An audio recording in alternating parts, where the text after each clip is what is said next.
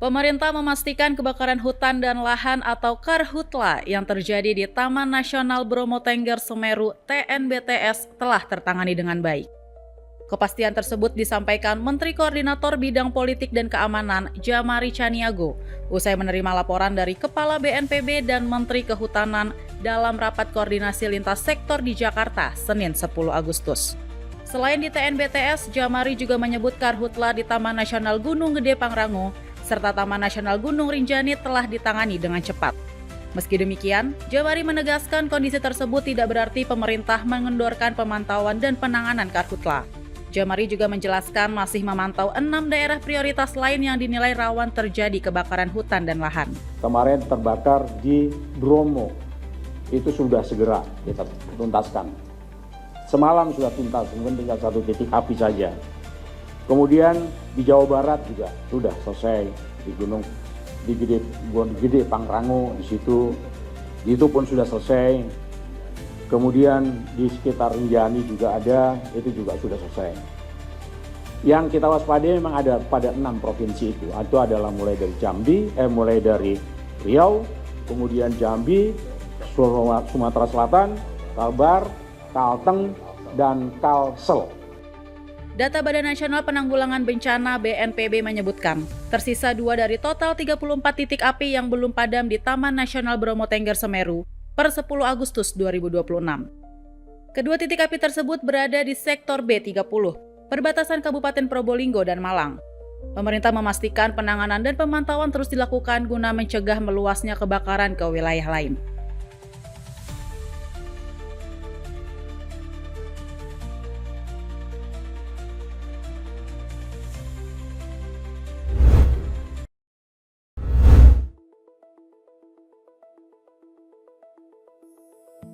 Kepala Badan Komunikasi Pemerintah atau Bakom RI Muhammad Kodari mengimbau masyarakat agar bijak dalam menyikapi dan menyebarkan informasi yang beredar di media sosial jelang peringatan Hari Ulang Tahun ke-81 Kemerdekaan Republik Indonesia.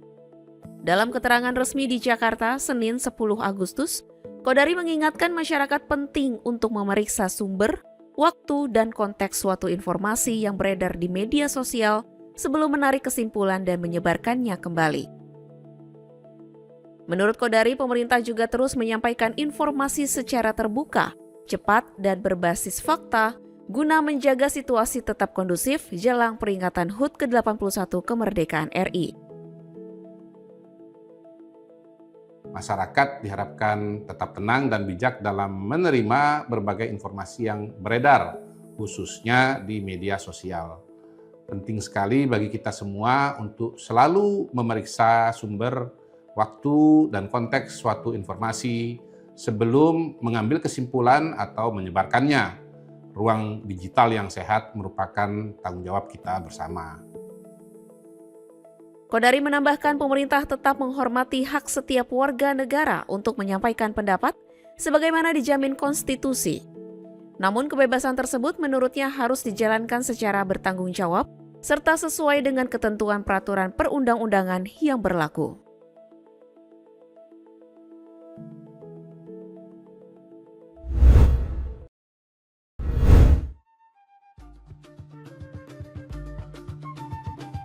Komando Operasi TNI HBMA membentangkan bendera merah putih berukuran 120 x 80 meter di kawasan Paralayang Rindam 17 Cendrawasih, Kabupaten Jayapura, Papua, Senin 10 Agustus. Pembentangan bendera raksasa ini menjadi puncak kirap merah putih dalam rangka menyambut Hari Ulang Tahun ke-81 Kemerdekaan Republik Indonesia. Sekitar 1.200 peserta yang terdiri dari prajurit TNI, personil Polri, Basarnas, pelajar, tokoh adat, serta masyarakat mengikuti kirap dengan berjalan kaki sejauh kurang lebih 3 km menuju lokasi pembentangan bendera. Pembentangan bendera merah putih raksasa ini juga mendapat pengakuan dari Museum Rekor Dunia Indonesia atau MURI sebagai salah satu pembentangan bendera terbesar di Indonesia. Itu untuk memperingati Hari Ulang Tahun Proklamasi ke-81 Republik Indonesia.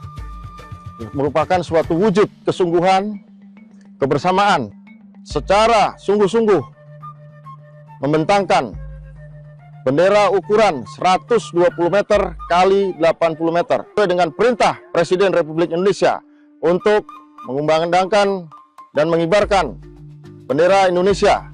Dari ufuk timur kita menyambut kemerdekaan Republik Indonesia. Panglima Korps TNI HBMA Maijen TNI Yuda Airlangga mengatakan, pembentangan bendera merah putih dari wilayah paling timur Indonesia ini menjadi simbol persatuan dan kebersamaan dalam menyambut Hari Kemerdekaan. Menurut Yuda, kegiatan tersebut juga diharapkan dapat menumbuhkan semangat nasionalisme serta memperkuat nilai-nilai kebangsaan khususnya di kalangan generasi muda.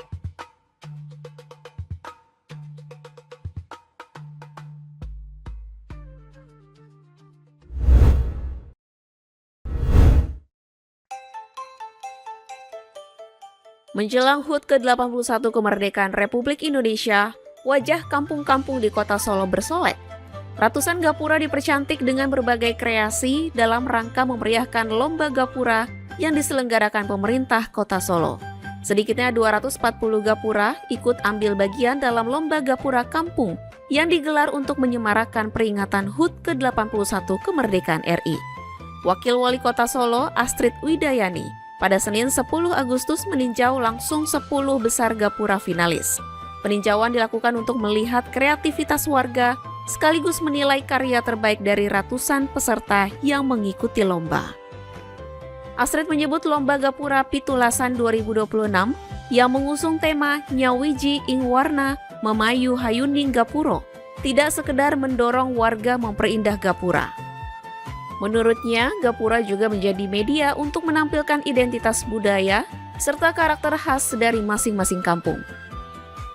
Yang justru menarik bagi saya, ternyata para seniman-seniman di kota Solo yang tinggal di satu wilayah itu sangat kental memberikan gambaran ciri khas goresan warna-warna di gapuranya masing-masing gitu. Jadi ada yang memang konsepnya warna-warninya pekat, ada yang dia detil, ada yang betul-betul bahkan pembatik tadi juga ada. Jadi saya lihat muncul banyak sekali seniman-seniman dan juga pegiat budaya yang ada di wilayah masing-masing. Sementara itu, warga yang terlibat dalam pembuatan hiasan gapura mengaku senang karena dapat bersama-sama memeriahkan HUT ke-81 kemerdekaan RI. Tema ikonik batik kota Solo, Mbak. Ini menampilkan apa aja? Ini menampilkan wali kota dari masa ke masa. Ini pengerjaannya berapa hari, Pak? Kurang lebih 20 hari. Senang dan memiliki antusias untuk melaksanakan kegiatan bersama di kampung, bisa memiliki solidaritas bersama. Rojomolo, iya. Terus tujuannya itu untuk menyatukan warga, yang tua, yang muda, supaya gotong royong bikin gapura. Temanya ya pakai batik, karena ini kampung batik. Juga saya kan desainer batik, juga pelukis gitu. Dari total 240 peserta, 10 gapura terbaik kini masuk dalam tahap penilaian akhir. Para pemenang akan mendapatkan hadiah dengan nilai 10 hingga 15 juta rupiah.